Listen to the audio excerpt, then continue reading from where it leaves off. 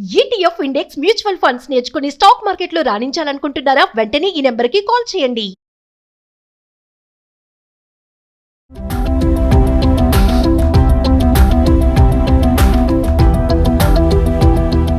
నమస్తే, welcome back to Suman TV. ప్రజలు మనతో పాటు ఉన్నారు అనలిస్ట్ మందరి కృష్ణారెడ్డి గారు. నమస్తే సార్. నమస్తే అమ్మా. సార్, ట్యాక్స్ అండ్ టారిఫ్స్ గురించి మాట్లాడుకుంటే ఈరోజు ఏంటంటే వివాహ బహుమతుల పైన కూడా, అంటే వెడ్డింగ్ గిఫ్ట్ ట్యాక్స్ అంటాం కదా, దానిపైన కూడా ట్యాక్స్ ఉంటుందా? అసలు చట్టాలు ఏం చెబుతున్నాయి? ఎంతవరకు పరిమితి ఉంటుంది?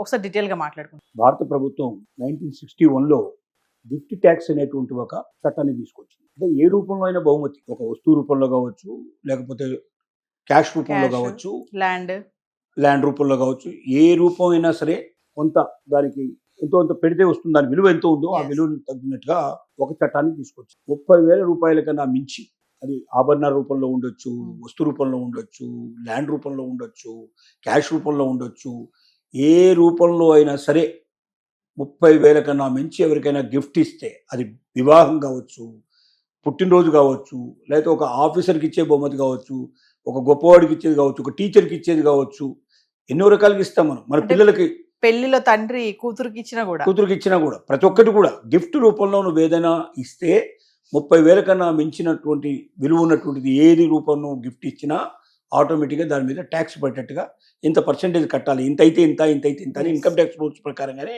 దాన్ని కూడా ఒకటి తీసుకొచ్చారు. అప్పుడు 30,000 కన్నా ఎక్కువైనప్పుడు మనం ఇమీడియట్గా డిక్లేర్ చేయాల్సిన పరిస్థితి ఏర్పడేది. ఇంత మనం చేసి ట్యాక్స్ కట్టేసి ట్యాక్స్ కట్టే మనం దాన్ని ఉపయోగించుకోవాల్సిన పరిస్థితులు కూడా ఉండేవి.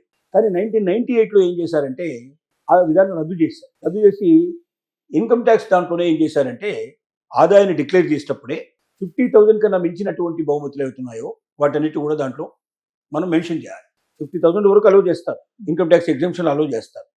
50,000 దాటితే అలో చేయరు. అంటే నేను ₹1,00,000 వరకైనా ఇచ్చినట్టుగా చేస్తే ఆ ₹1,00,000 50,000 రూపాయలకి ట్యాక్స్ పడదు. మిగిలిన 50,000 రూపాయలకి ఇన్కమ్ ట్యాక్స్ రూల్స్ ప్రకారంగా నీ ఎలిజిబిలిటీని బట్టి నీకు ఎంతగా ఒక్కొక్కటి ఒక రకం ఉంటుంది. కంపెనీలకు ఒక రకం ఉంటుంది, పర్సన్స్కి ఒక రకం ఉంటుంది, హిందూ అన్డివైడెడ్ ఫ్యామిలీకి ఒక రకం ఉంటుంది.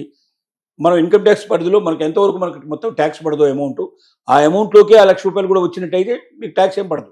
కానీ మీరు అప్పటికే అది మించిపోయి ఉంటే మాత్రం ఆటోమేటిక్గా ట్యాక్స్ పడుతుంది. అంటే ఒక వ్యక్తి ₹3,00,000 ఇవాళ సుమారుగా ఒక ₹3,00,000 ఒక పర్సన్కు ఇన్కమ్ ట్యాక్స్ ఎలిజిబిలిటీ ఉందనుకో, 3,00,000 వరకు ఉంటే ఏమడగరు. నేను నీ ఖర్చులు పెట్టుకో, నువ్వు గిఫ్ట్లు ఇచ్చుకో, ఏదైనా ఇచ్చుకో, ఆ 3,00,000 లోపల ఇస్తే ప్రాబ్లం లేదు. 3,00,000 దాటితే మాత్రం ఆటోమేటిక్గా 50,000 వరకు మాత్రమే దీంట్లో మీకు పర్మిట్ ఇస్తారు. 50,000 ఎక్స్పెండిచర్ కింద తీసుకుంటారు. మిగతాది ఏదైతే ఎక్కువ ఉందో అది ఆటోమేటిక్గా దానికి ట్యాక్స్ పడుతుంది. ఈ పద్ధతి పెట్టారు.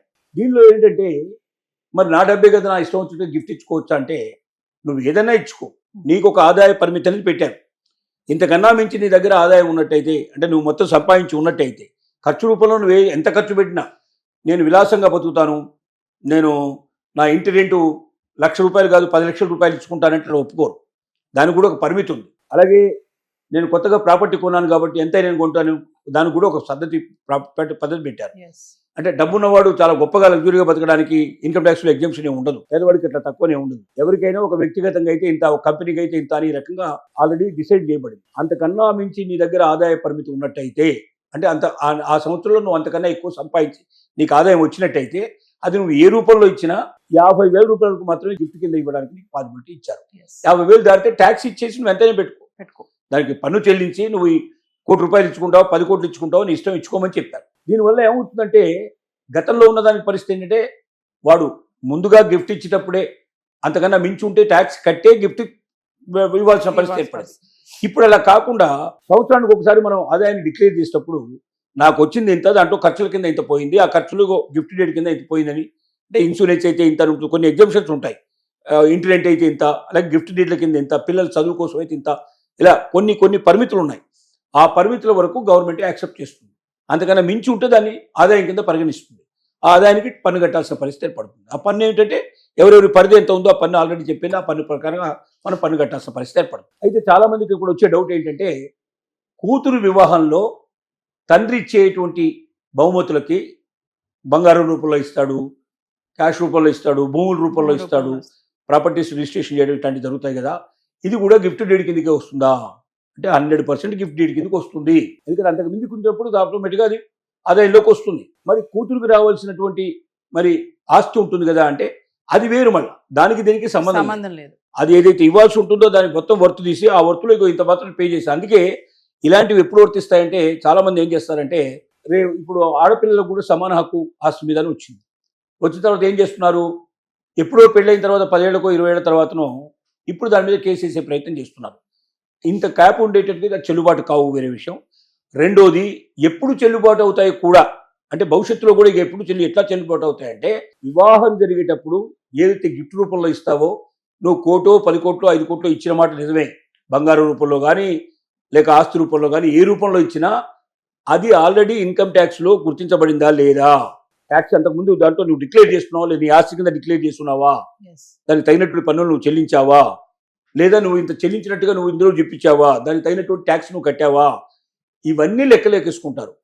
ట్యాక్స్ రూపంలో ప్రభుత్వ విధాన ప్రకారంగా నువ్వు డబ్బు చెల్లించి గిఫ్ట్ ఇచ్చినట్టయితే, భవిష్యత్తులో నువ్వు ఒకవేళ ఆస్తి మీదకి ఒకవేళ అడిగినట్టయితే, ఈక్వల్గా పంచమని అడిగినప్పుడు దానికి గాను ఆల్రెడీ ఇంత అమౌంట్ గిఫ్ట్ రూపంలో ఇచ్చాం కాబట్టి ఇది మైనస్ చేసి మిగతాది ఇస్తున్నాను అని చెప్పడానికి నీకు రైట్ ఉంది. ఒకవేళ అది ఏం లేకుండా నువ్వు 1 కిలోను 2 కిలోలు బంగారం కొని చేశాను, నేను ఆమెకి ఇచ్చాను, ఆ రోజున పెళ్లిలో నేను సమర్పించానంటే దానికి ఎక్కడ ఉంటుంది, ఆధారాలు ఎక్కడ ఉంటాయి, ప్రూఫ్స్ లేవు, ప్రూఫ్స్ ఏముంటాయి ఇక్కడ. అందువల్ల ప్రూఫ్స్ లేనటువంటివి లెక్కలోకి రావు. అప్పుడు నువ్వేం చేయాల్సి వస్తుంది, సపోజ్ బ్రదర్స్ ఉన్నారు, తండ్రి కూతురికి ఎంత కావాలో అంత పెట్టేశాడు, ఏం కావాలో అవి ఇచ్చేశాడు. ఇప్పుడు అన్నలు ఏం చేస్తున్నారు, అన్నల తమ్ముళ్ళు ఏం చేస్తున్నారు, ఆమె సిస్టర్స్ ఏం చేస్తున్నారంటే అన్న బ్రదర్స్ మీద కేసులు వేస్తున్నారు, లేదా తండ్రి మీద కేసులు వేస్తున్నారు. నాకు కూడా ఈక్వల్ ప్రాపర్టీ రైట్స్ ఉన్నాయి, నాకు కూడా సగం, దాన్ని నలుగురు ఉన్నాం, నలుగురికి సమానంగా పంచండి, నాకు ఇంత ఆస్తి ఉందో చెప్తుంది. వీళ్ళు ఏమంటారంటే అప్పుడే మీకు 10 కోట్ల నీకు డౌరీ ఇచ్చాం, 5 కోట్ల డౌరీ ఇచ్చామని చెప్తున్నారు. డౌరీ ఇవ్వడం అనేది చట్టబద్ధమైన విషయం. బహుమతి రూపంలో నువ్వు ఇవ్వదలుచుకుంటే ఇవ్వచ్చు, కానీ చట్టానికి లోబడి నువ్వు బహుమతి ఇవ్వాలి. అంటే 50,000 కన్నా మించిన బహుమతులు నువ్వు ఇచ్చినప్పుడు అది ఇన్కమ్ ట్యాక్స్ పరిధిలో ఉన్నాయో లేదో చెక్ చేసుకుని దానికి తగినటువంటి ట్యాక్సెస్ నువ్వు పే చేసి, నువ్వు ఒకవేళ ఇచ్చినట్టుగా రుజువులు సాక్ష్యాలు నీ దగ్గర ఉంటే ఆ ఇన్కమ్ ట్యాక్స్ సంబంధించినటువంటి రిటర్న్స్ ఏమున్నాయో దాన్ని మాత్రమే నువ్వు తీసుకెళ్ళి కోర్టులో ఇచ్చేస్తే ఓకే, చట్టబద్ధంగా నీకు 10 కోట్ల రూపాయలు ఆస్తి ఆల్రెడీ ఇస్తున్నాం. ఇప్పుడు మొత్తం నీకు 4వ వంతు చేసినట్టయితే నీకు వచ్చేది అంతకన్నా ఎక్కువ లేదు, కాబట్టి నీకు ఆల్రెడీ ఇచ్చేసాం కాబట్టి ఇంక నీకు రూపాయి ఇవ్వాల్సిన అవసరం లేదు అని చట్టబద్ధంగా వీళ్ళకి ఫేవర్గా వెళ్ళు తీర్పు తెప్పించుకోవచ్చు. లేకపోతే ఏమవుతుందంటే 10 కోట్లు ఇచ్చాను కానీ నా దగ్గర ఏం ఆధారాలు లేకపోతే ఏముండవు. ఒకవేళ ఆధారం ఉంది, నీకు కొన్నట్టుగా బంగారం కొన్నట్టుగా ఉందనుకోండి, కొన్నట్టుగా అంటే బంగారం కొన్నట్టుగా అంటే ఏంటి, దానికి కూడా నువ్వు 50,000 మించితే ఆటోమేటిక్గా నువ్వు డిక్లేర్ చేయాలి, దానికి ట్యాక్స్ కట్టాల్సిందే. ట్యాక్స్ కట్టకుండా నేనేదో ఇచ్చానని కాగితం రాయించుకున్నంత మాత్రంలో సరిపోదు. ఎందుకంటే అది నీకు ఎక్కడి నుంచి వచ్చింది, నువ్వే దొంగతనంగా తెచ్చుకున్నావా, నువ్వు పబ్లిక్గా గవర్నమెంట్కి డబ్బు కట్టి నువ్వు కావాల్సిన ట్యాక్సెస్ కట్టి తెచ్చుకున్నావు, ఇవన్నీ లెక్కలోకి వస్తాయి. ట్యాక్సిబుల్ అమౌంట్ అయి ఉండి ఈ 1998 తర్వాత వచ్చినటువంటి చట్ట ప్రకారంగా 50,000 కన్నా మించినవి ఏమున్నాయో అవి డిక్లేర్ చేయబడి ఇన్కమ్ ట్యాక్స్ డిపార్ట్మెంట్ కింద మనం వాళ్ళకి సబ్మిట్ చేసినప్పుడు మనకి ఇన్కమ్ ట్యాక్స్ రిటర్న్స్లో కూడా అది ఖచ్చితంగా వచ్చి ఉంటే అలాంటివన్నీ కూడా మీరు మీ అమ్మాయిలకు కానీ వాళ్ళకి కానీ ఇచ్చినటువంటి గిఫ్ట్ కింద మీరు లెక్కేసుకోవడానికి అవకాశం ఉంటుంది. రేపు పొద్దున భవిష్యత్తులో ఆస్తి పంచాల్సి వచ్చినప్పుడు దీన్ని మైనస్ చేసి ఇవ్వడానికి పాసిబిలిటీ ఉంటుంది, లేకపోతే మొత్తం ఆస్తి పంచాల్సిన పరిస్థితులు ఏర్పడతాయి. ఇది దీని యొక్క సారాంశం. Thank you.